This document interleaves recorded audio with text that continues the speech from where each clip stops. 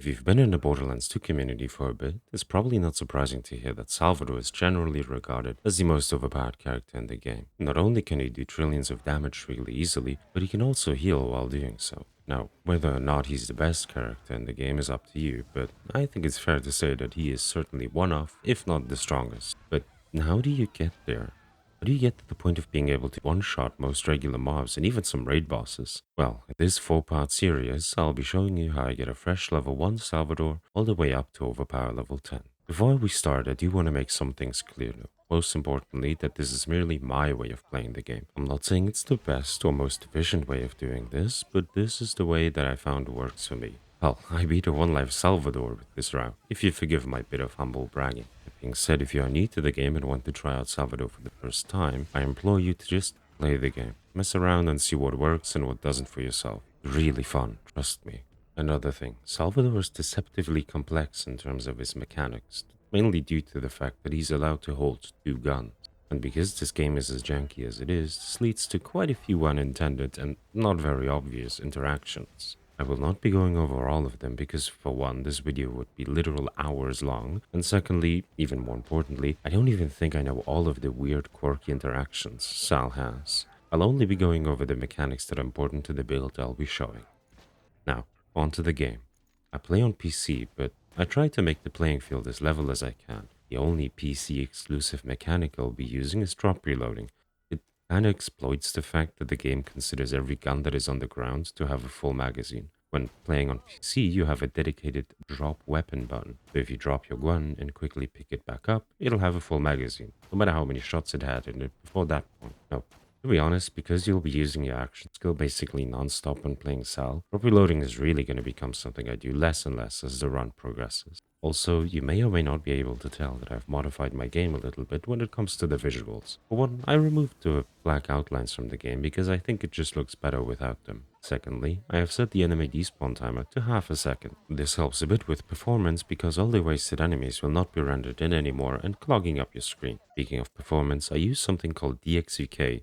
It's a Vulkan-based translation layer that helps with the caching of textures, allowing for a better performance. I have also removed all of the pre-rendered cutscenes from the game. I think the one that plays when you first meet Scooter in Sanctuary. I have seen all of them dozens of times, and I really don't feel like sitting through them each time. Now, onto mods. Now, before you freak out, hear me out. I meant what I said when I talked about keeping the playing field level. I want everyone to be able to follow this guide. The first mod is really for you, the people watching. I have a mod that allows me to display a farm counter, so you can see how many runs it took me to get the item I was farming for when I was farming for it. I like to have it on for myself just to put a number to my suffering, but if it bothers you guys, let me know in the comments and I can remove it. Now, the other mod is really for my own sanity. Farming can take a while, and the thing that takes the most time is running from whenever you are to the thing you want to kill or the mission you want to turn in. Here's where the commander mod comes in. This mod has a few nifty functions, but the only one I am using is a save state function.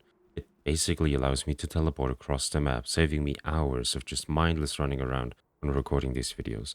I'm sure you understand that I don't have all the time in the world, and if I can cut some tedium out of these runs, I'll do that. Lastly, the thing I want to mention is that I'm playing on the most recent patch of the game and have all the DLCs installed, so I'll be using most of them during this run at some point or another. If you don't have a certain DLC, or you just have any questions about the run in general, feel free to leave a comment and I'll do my best to answer it. In any case, that's about sums it up to the changes I made to the game. I'll leave some links in the description if you guys want to read up on the things I did in your own time. So, without further ado, welcome to part 1 of the Salvador guide, normal mode. The start of the game is pretty straightforward. Using the gearbox guns you get at the start, you can make quick work of most enemies ahead. So after turning off my BAR, I follow Claptrap to his hideout. Here's already the first thing I want to mention. I have a lot of hours in this game, so I do a few skips here and there to speed up the flow of it. I'm not going to mention all of them, since quite a few are just save quitting to skip dialogue, but some involve grenade jumps to skip certain areas. I'll be showing those, but if you cannot be bothered to do them, you can just go the intended way. The skip here is pretty simple. I jump on these stalagmites to trigger the save station to the wall. And then I play the echo you start with to skip Claptrap's dialogue, so I can save quit after the cutscene to skip him opening the door. At this point, I like to go to the Destruct Peak to complete the first quest opening the door for Tannis, so we get to level 3. While I'm here, I loot the containers for early grenades and maybe some items to sell.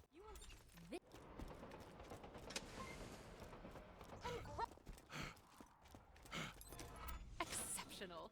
Now that that's done, we go back to Claptrap and follow him to Knuckle Dragger. Yeah, I just use the Skyrocket to make quick work of her, making sure to grab the revolver she drops. I set my FPS to 30 here to avoid the loot flying into the stratosphere. While we move on to Hammerlock, I want to mention another thing. While farming bosses for XP and such, it is likely I will get some random legendaries along the way. I will not be using those. I will only be using the gear I explicitly said to grab during this run, so I can make sure people can follow along with this run without having to rely on massive RNG to get the same gear I use. This has a few exceptions, which I'll talk about later. Once we repair the bounty board, we'll grab the This Town Ain't Big Enough quest. We'll finish this one because the Bared Hair Day quest unlocks afterwards, which is the one we're really after. After accepting that, we make our way to Boomer. Killing them should not be an issue if you just throw 2 skyrockets, bringing us to level 5, unlocking our action skill. Now we shoot the gate out, but before we move on, we need to grab the hair for Hammerlock. We go to these Bullymong's right behind the boss arena, since they're the closest. Once that's done, we turn it into Hammerlock, read-only farming the mission rewards until we get a Dayu. If you don't know what read-only farming is or how to do it, I made a video explaining it that I'll leave in the description. In any case, once we get the gun we're after, we need to farm some XP.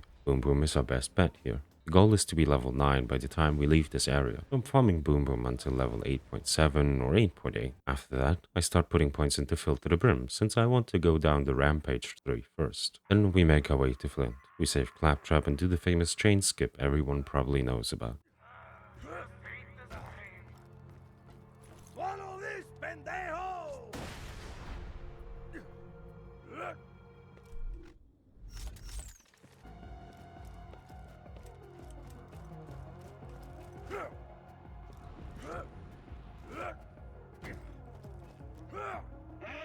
Stairs? I can't climb stairs. Let's find another way up.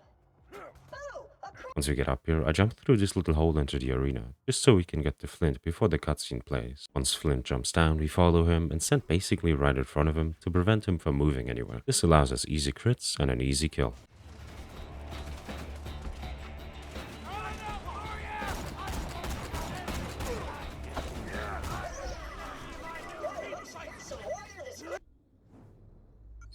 Then it's just following the quest until we get to Sanctuary. Once here, we grab the stuff from Scooter and follow the mission a bit more. We grab the Assassinate the Assassins quest because we will be doing that in just a moment. After putting in the 3rd fuel cell, we make our way to the assassin. It's important we do this before talking to the guy at the HQ because we want the quest after that one to be a high level. So we level up now to scale the quest. Killing the assassin should not be too difficult if you are not too scared to use the skyrocket indoors.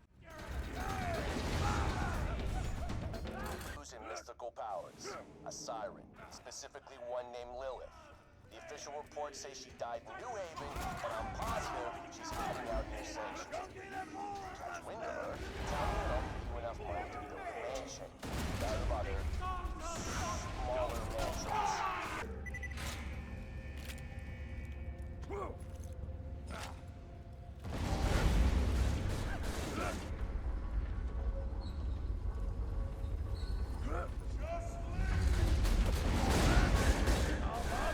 Once we have completed the quest, we go back and farm the first 2 assassins until roughly level 12.5 or 12.6. You can also open these lockers here for some extra iridium.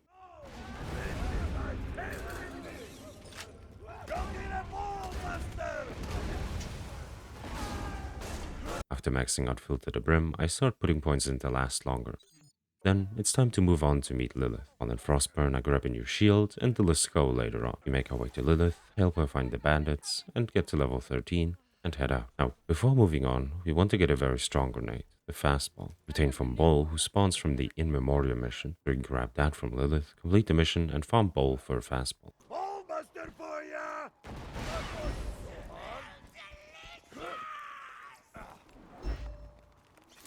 You can farm as many as you'd like, but I'm too lazy and just grab the first one I get. Once we have that, I make my way back to Sanctuary for another quest we need to grab. We can use the early Marcus quest for an early Slag pistol. For this, we just do the first 3 quests, Fire, Shock, and Corrosive, and then just don't complete the last one to keep the gun. This will be helpful until we get a better slagging gun. Once that's done, we head to Ellie, grab the car parts, use the best car skin in the game, and infiltrate Bloodshot. Atmos should not be an issue when using the Slag pistol and the fastball. Now it's time for some more XP grinding. Goal is to get to level 17. While we're doing this, I figured I'd mention the gear that I'm not specifically mentioning, but that you should still look out for. This includes turtle shields. These will be our main shields for quite a while, so whenever you feel like your shield is getting underleveled, look out for a new one. Secondly are bandit launchers. These are just really good second wind guns, so if you ever see one, make sure to grab it. Lastly are zero fuse, longbow, and lobbed singularities. These can be kind of rare to find, and we'll be needing them later on, so if you can find them, pick them up as well. If you don't find them naturally during your run, don't worry, I'll mention a method of farming them later on. Once we get to level 17, we max out Last Longer, put a point into Steady as she goes, and start putting points into I'm Ready Already. Now we spend the iridium we grabbed and go to Rotgut Distillery to find the vendor here for a better shield. Any donated organs into the receptacle below.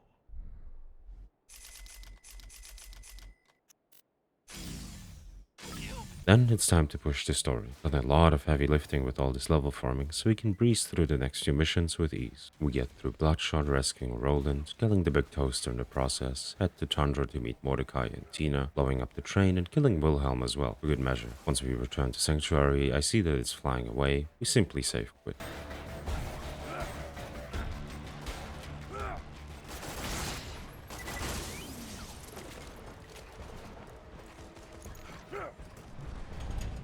Kill this constructor so we can get the hell out of here. Good kill! Exploder! Take the legs out!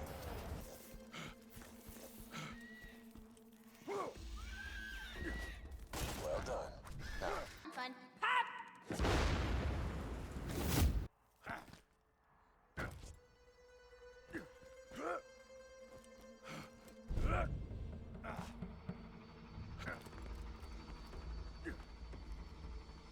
That's right. That's Mushy Snuggle Bites Badonkadonk. She's my main squeeze. Lady's got a gut full of dynamite and a booty like pow.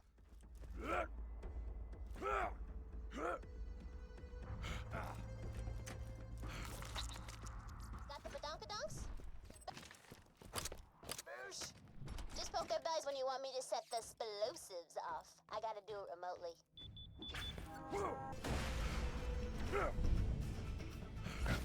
Don't worry. If Jack really wanted to protect the vault key, it wouldn't be on a train. He'd have Wilhelm guarding it. Oh dear. It's a trap! The vault key's not on the train. Abort the mission, soldier. I'm sorry, but you can't handle Wilhelm. Trust me, you killed Wilhelm. I've never used this much. You might want to hang on to something.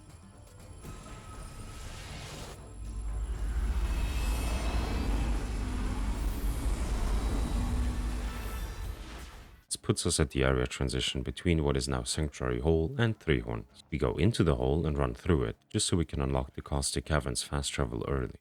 Then we are headed to the fridge. When in the fridge, we quickly head into things to farm the vendor here for a gun upgrade. I like to grab either a green Vladov or Jacob's sniper here. Once we have that, we move on through the fridge to the fast travel. Getting to the Thresher is really easy if you know how to grenade jump, but even if you don't, you shouldn't have many issues getting through this place at this point. For the Thresher itself, just slag it and throw some skyrockets to kill it.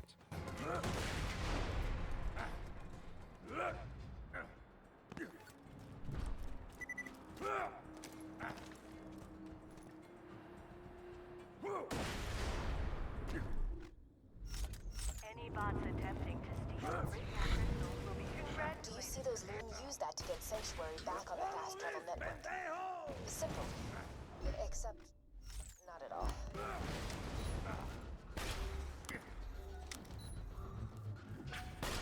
Did that Thresher just eat bacon? You'll need to get that back. You've got the beat.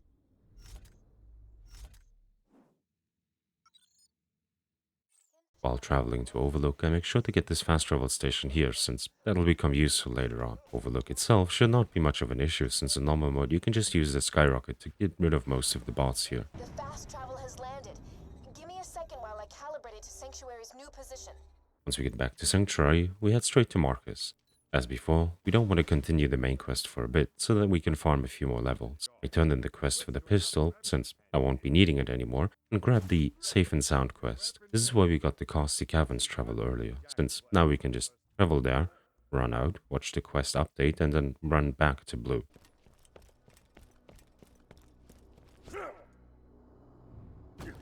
Link Blue himself shouldn't be much of an issue with the Skyrocket or the Fastball. You grab the pictures and turn them into Moxie, farming for a matching or Heartbreaker. This isn't really what we want though. To get some movement speed later on, we'll need the Fabled Tortoise. The shield drops from Blue and has the property that when depleted, will grant you 50% movement speed. We can combine this later with a Raider class mod that subtracts shield capacity to have it be depleted at all times. You need to be a bit specific though. We get a Raider class mod at level 50, so it won't just remove millions of shield capacity. I found that having a tortoise that has around, or even better below, 3000 capacity will leave you in a very comfortable spot to be able to use the Raider later on. Sometimes you all should just get lucky and get the thing you want first try. Anyway, once we have the shield, we're not quite done yet. We gotta get some more XP. For this we'll do the Clan Wars questline to farm Mick and Tector at the end of it. The questline itself is rather easy to follow, but there are a few ways to speed it up a bit. These mainly involve using both cars to be able to teleport between locations. So here you can spawn a car at Ellie's, take another to the raceway, do the quest, teleport back to Ellie, and teleport back to Tector to get the other quest.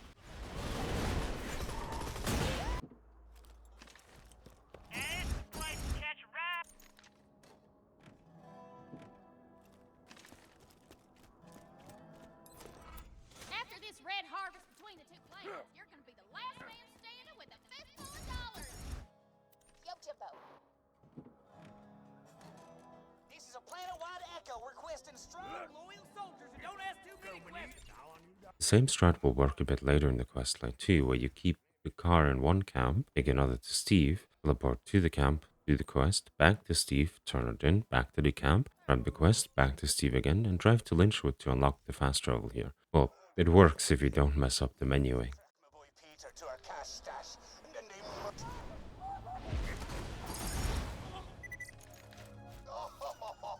A few years back, an ex-Hodunk killed my son Lucky. We're holding our annual wake.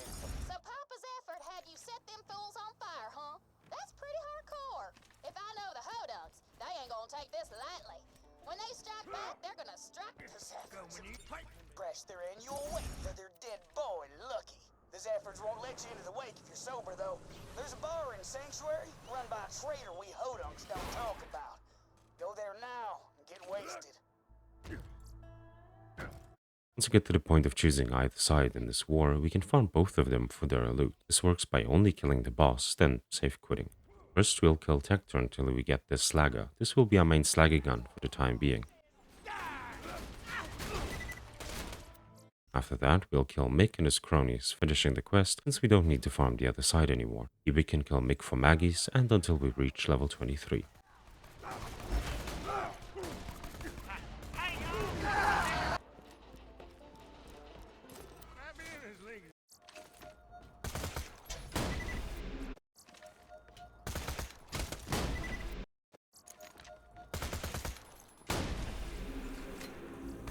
Once we get there, I'll put the points into I'm ready already, that'll be fun, and I start maxing out Yippee-ki-yay.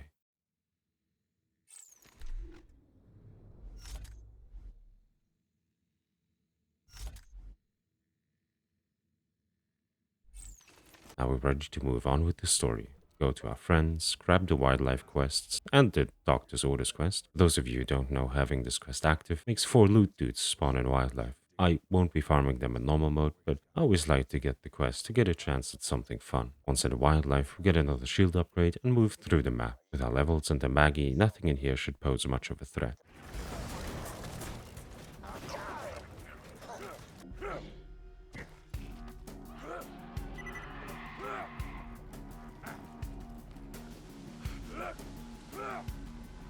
Death wall.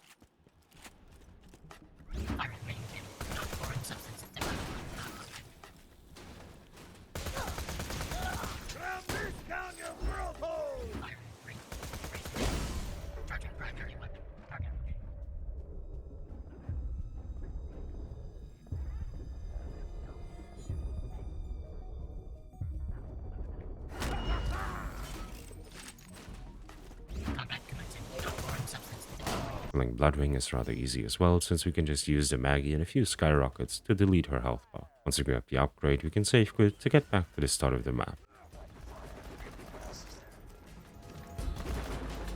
Listen to me, pal! The Vault Hunter's your friend! Stop! Electricity!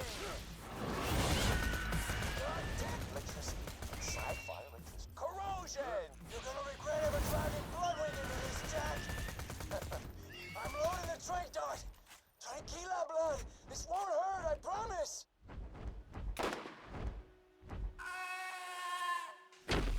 Okay, she's still alive.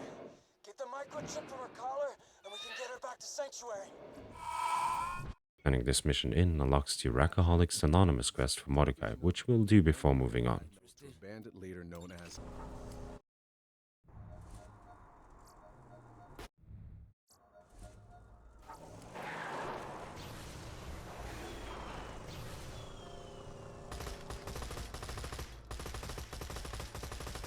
They're after the Rackahol! Don't let them shoot the booze crates! Mordecai plans on sucking down more rack ale, huh? Did the sick... Hey, until he set all those people on fire, Jack seemed like a pretty nice guy. It's not my fault Mordecai was more interested in plucking his... You got them all! Turning into Moxie grants us a ruby, a pistol that has the lifesteal effect. Here, I'm looking for a slag one with a matching grip. I figure it's best to mention the first little quirk here during this farm. You need a matching grip here, since that one pushes the max size all the way up to 12. This value is important because it's the value needed for max money shot bonus. I know that the card says it's max size 10, but the game is lying to you. You need a max size of 12 to get the full bonus. Also, another fun fact, money shot only looks at the max size of the weapon in your main hand, that being the right one.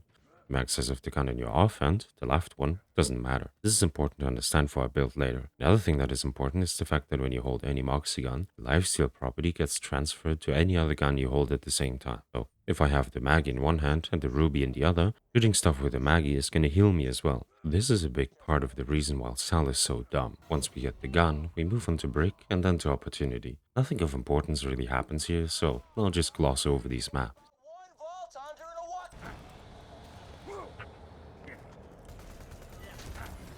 Grab the pocket. Now, at this point we need to farm for more experience once again. I want to get level 25 before moving on. For this, we'll be grabbing the Good, the Bad and the Mordecai quest. Here we can farm Mobley and Gettle until level 25. As mentioned before, if you get a Lyuda or Farouk here, great, but we won't really need it, so I wouldn't worry too much about it.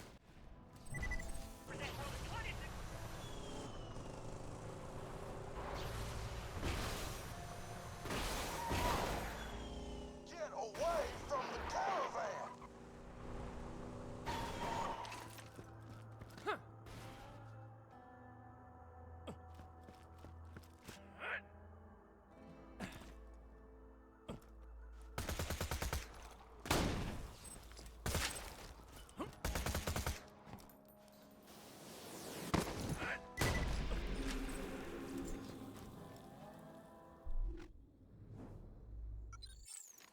Once that's done, we move on to the Scarlet DLC, or what is going to become our main gun. Those who know will already be able to tell what's going to happen for the rest of the run, but if you don't, just bear with me. We clear out the town, get the boats back up and running, and grab the Message in a Bottle Oasis quest.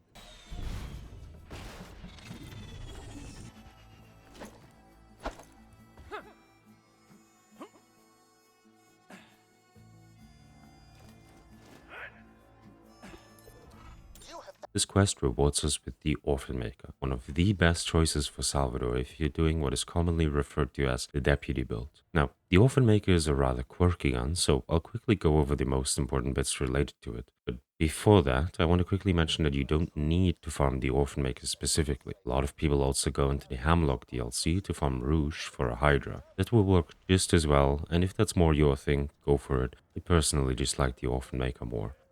The OM. It's a neat looking gun, but you have to be rather specific with what you take here. Firstly, it's important that this gun shoots twice before reloading. If it's a one-shot reload gun, you will not get any damage bonus from money shot. To ensure this, we have to farm one with either a matching, meaning a Jacob's grip, or a bandit grip. Both of these will increase your max size so that you can shoot twice. The second part is the prefix, or the accessory if you will. We really want it to be Rustler's, meaning it has the vertical grip on it. This accessory adds 2 extra pellets to the shotgun that has it. Because the default for the Orphan Maker is 2 pellets, this prefix basically doubles our damage, which why it is so good. Now, this can involve a lot of farming. If you want a Magic Grip Rustless Orphan Maker, it's a 1 in 5 for the grip and a 1 in 27 for the prefix. Don't ask me why it's weighted like that, it just is.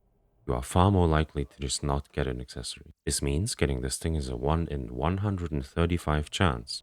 Might take a while depending on your luck. And like I said, you can also just go for a high grip, but again, you'll have to make sure you can shoot twice before reloading. Now, generally, the drawback with the OM is that it damages you when you shoot it. However, because of Salvador quirks, if you have it in your offhand, it does no damage. So it's literally all upsides.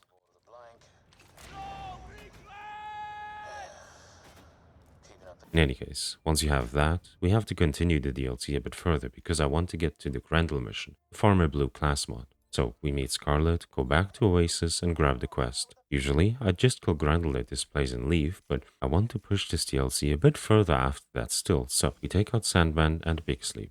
Realistically, you should have barely any issues at this point, given how much damage the Orphan Maker does, so I'll really be glossing over most of the regular combat, since it's genuinely quite easy.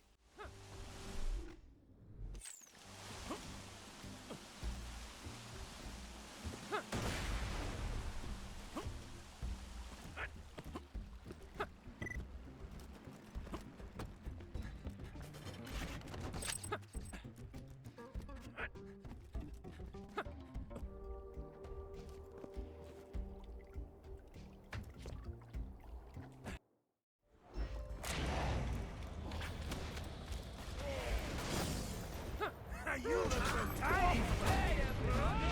I'm a jackass!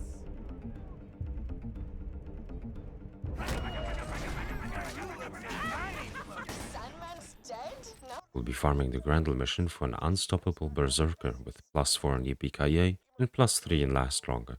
This will help us a bunch with keeping our Gunzerk up.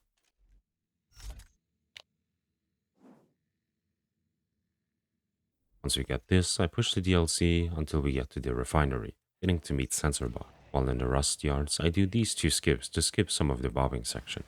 Once we get to level 26, I start putting points into Get Some. This skill will help us get our action skill back faster, and I'll work on maxing that one out before going back to Yippee-Ki-Yay.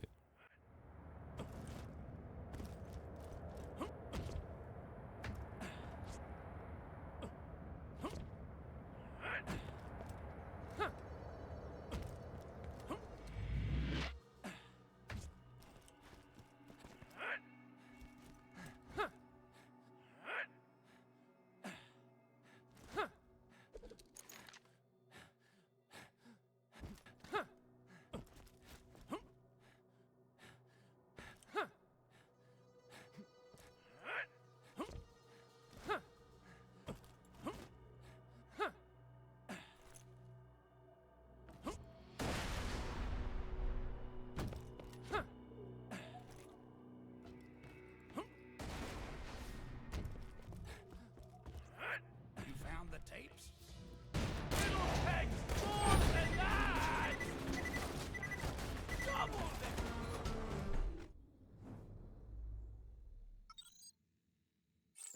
Here we complete his first quest to unlock the second one he has. We want the Don't Copy That Floppy quest. We found the mission reward for a matching grip Slack Pimpernel.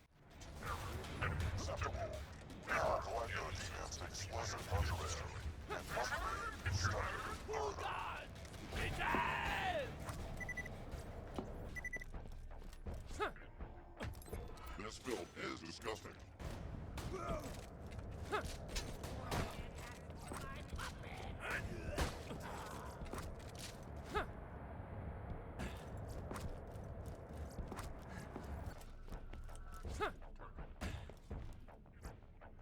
If only Alt DRM could shoot the user in the face.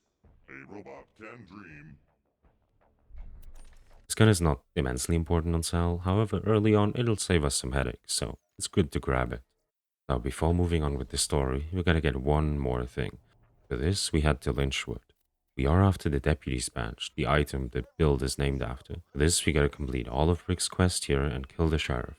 Again, nothing here should really be an issue with all the newfound damage we have. Like to farm the sheriff on Reed only for a sheriff's badge. It's not majorly important on Sal, but I always like to have one on me. This farm, it's useful to have a singularity on you, so you can pull her off the ledge. Once we're done with that, we found the mission turn-in for a perfect deputy's badge. That is one with 48% reload speed. I don't think I need to explain how almost 50% more reload on a shotgun is going to be useful to us.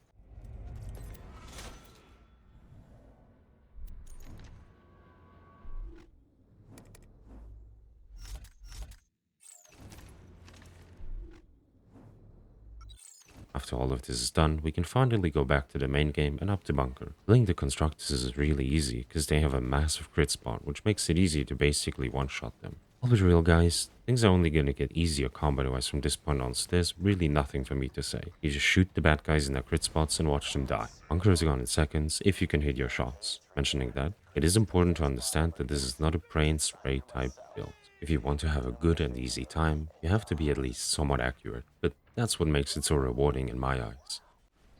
The Falcon went airborne, Slabs! This is gonna get messy!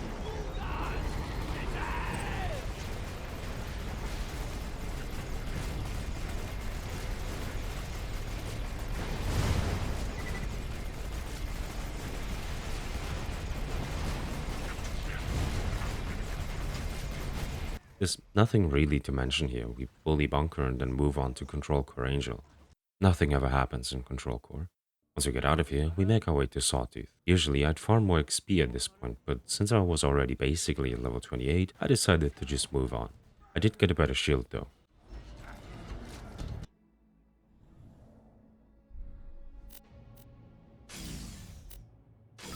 Sawtooth has the reputation of being rather difficult, but with everything that we have going on, it's really a cakewalk. The only big issue for now is distance, but if you play somewhat decently, even that is not a big deal.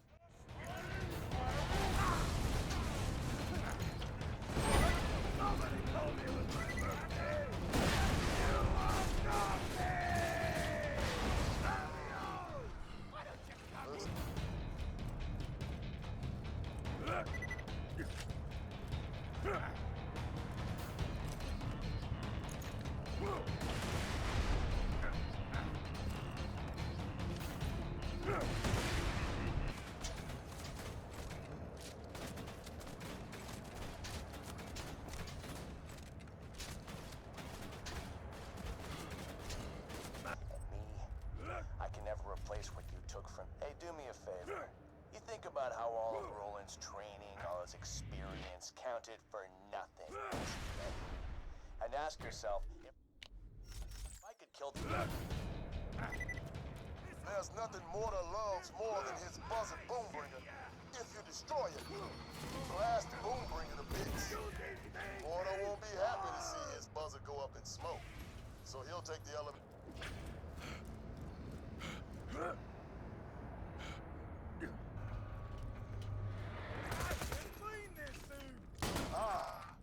The sky's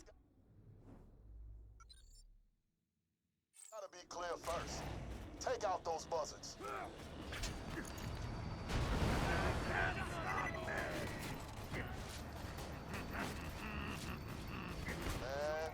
why don't these guys just give up? You already killed their boss. Idiots.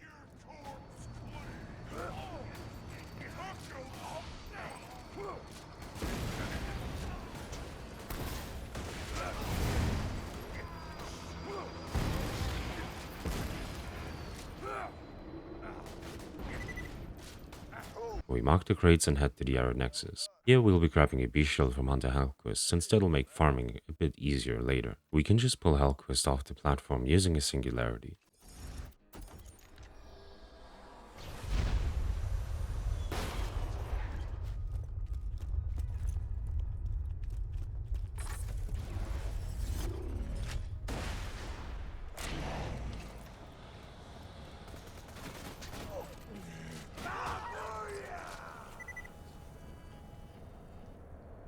We clear out the pumping stations, use the nifty car trick again for the first two, and make our way to the next map. Pipe looks cracked. I bet if you raise the pressure, you can blast the pipe wide open inside that way. Yeah. Head to one of the pumping stations. Bang up job charging the vault key for me. The warrior will be awake in no time. Sounds like...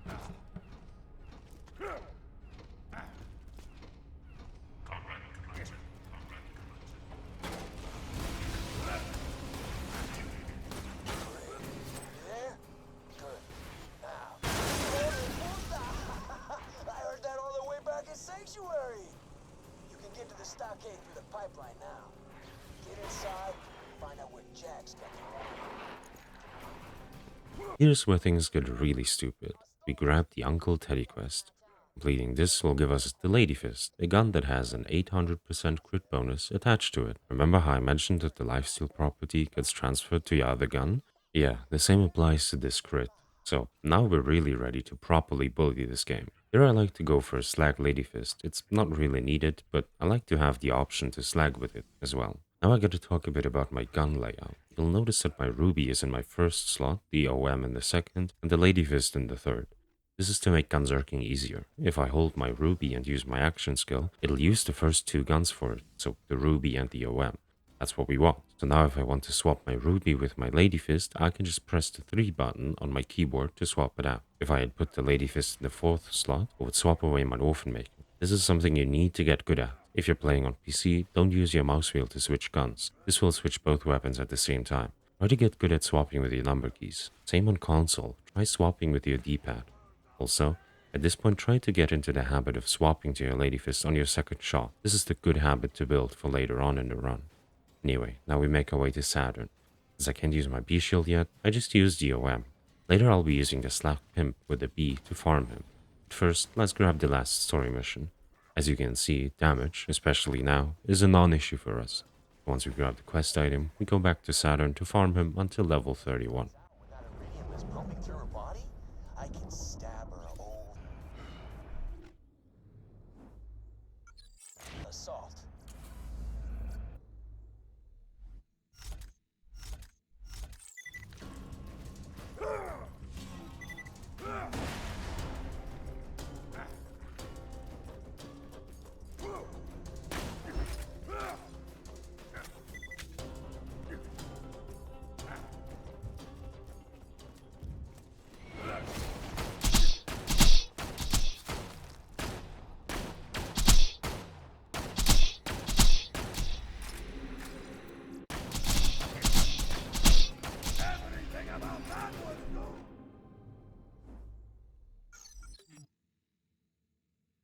Now we're ready to beat the game. Neither the way fight nor Heroes Pass should really be an issue anymore. With our skill points now, it's rather easy to basically have infinite gunzerk, which makes us even stronger. Now, obviously you can do Heroes Pass the normal way, but I like to use some skips here and there to get through it a bit faster.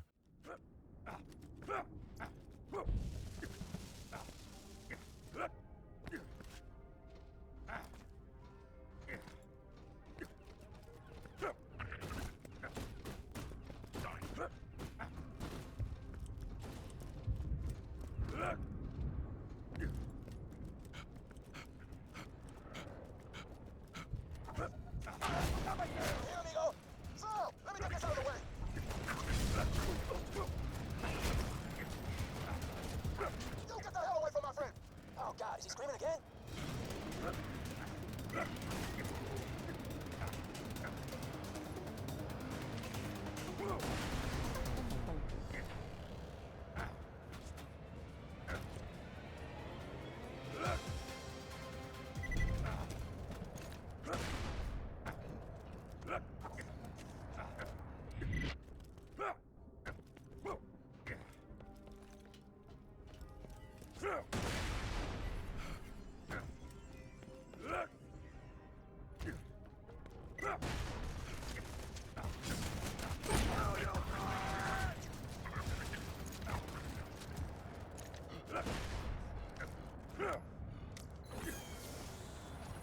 Once we get the Jack, we boop him with our gun and fight the warrior, beating the game. Key's nearly ready, but before I cleanse this planet for good, I'm gonna avenge my daughter.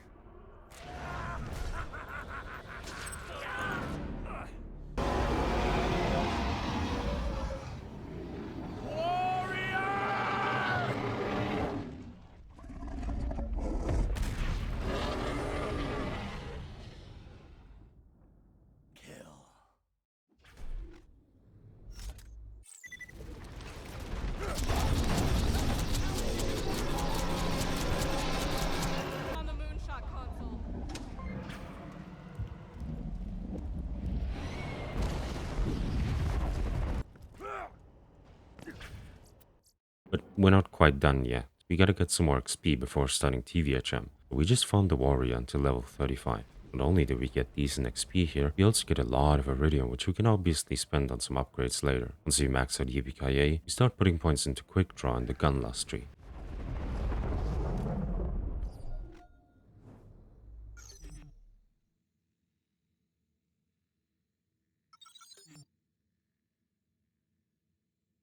However, we're not quite done yet still, we just need a few more levels. For this, we go to the Snowman Headhunter. This is a really quick and easy headhunter with a very efficient farm at the end of it. Eating it should not be an issue at all, and fighting the snowman himself should not pose problems either.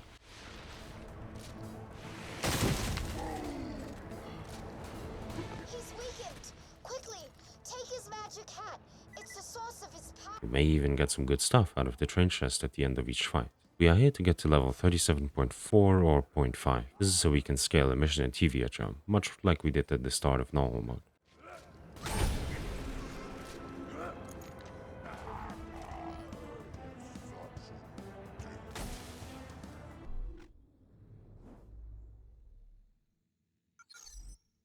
Once we have that done, we can spend our iridium and we're officially done with normal mode.